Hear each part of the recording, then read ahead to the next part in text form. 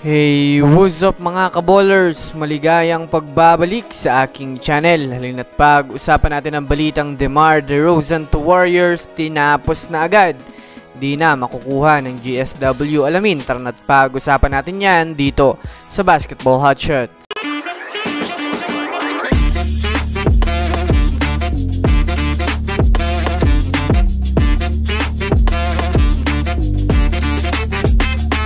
Una nga muna tayong dumako mga kaballers sa balita patungkol sa nakabuo nga daw ng malakas na lineup ngayon, ang Philadelphia 76ers.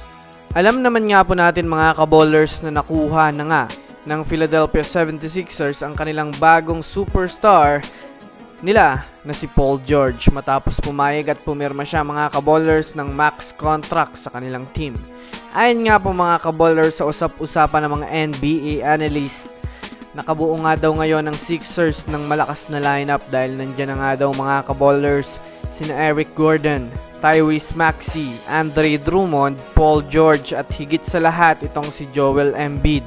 Well, kung titignan nga natin mga kaballers ng mabuti ang kanilang kasalukuyang lineup ay tiyak na masasabi nating sumolid nga ang kanilang lineup sa mano pa ng isang veteranong point guard na si Kyle Lowry na kasalukuyang nasa kanila pa sa ngayon. May usap-usapan rin nga po mga kaballers na wala rin nga daw balak pang ibigay ito sa ibang team, kaya talagang nakabuo ang Sixers ngayon ng isang super team na talagang kaabang-abang panoorin next season.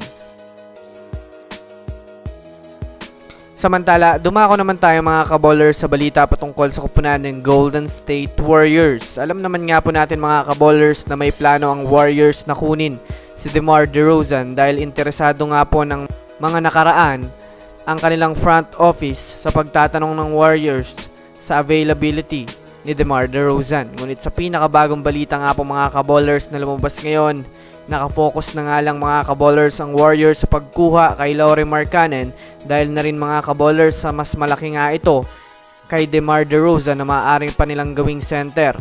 Bukod pa dyan, hindi rin na rin naman nila kailangan mga kaballers ng isang shooting guard dahil sa pagkuha nila kay Buddy Hield. Plus, mayroon pa silang Podziemski at Moses Moody.